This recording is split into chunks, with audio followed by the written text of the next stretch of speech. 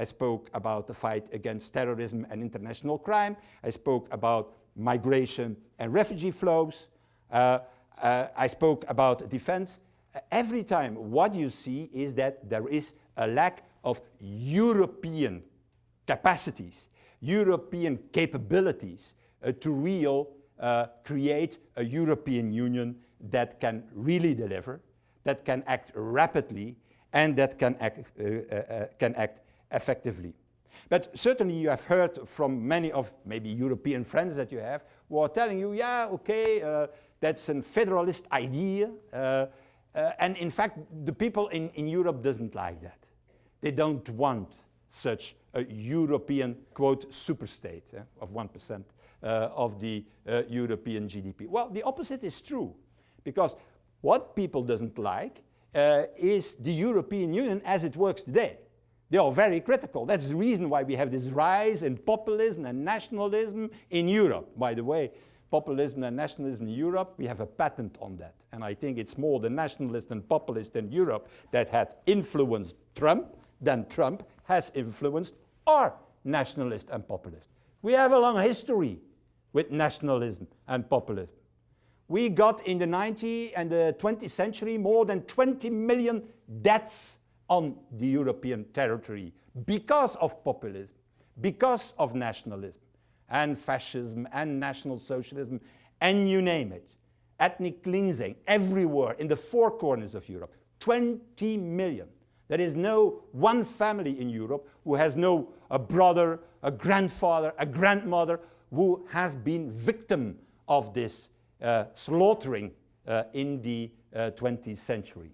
But nevertheless, people are looking and are in fact following these nationalist and populist rhetoric because they see a European Union that is not effective, not capable to overcome all the crises we are facing today.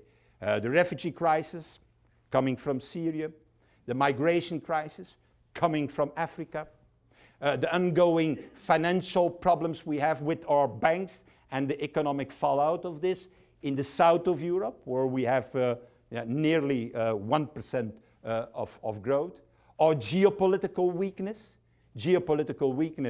that translates itself in our weak attitude towards Putin, for example, or our incapacity to intervene in Syria, while I think in Syria it's a common responsibility between Europe and America, but that will be for history and for later.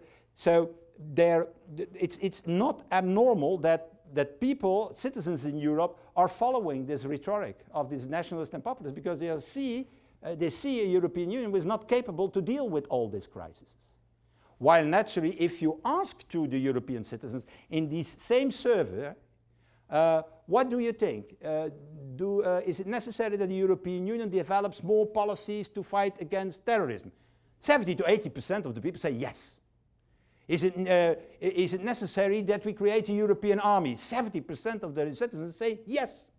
If you ask them, is it necessary that we develop an investment program on the European level to fight against the fallout of the financial crisis? 70% say yes. Is it necessary to save banks on the European level to clean them up? 60 to 70% say yes. So people are very critical towards the European Union, but they are not critical towards the idea that it is on the European level that you have to fight against terrorism, that you have to fight against climate change, that you need to tackle the financial crisis and the economic fallout of it. So it's not true.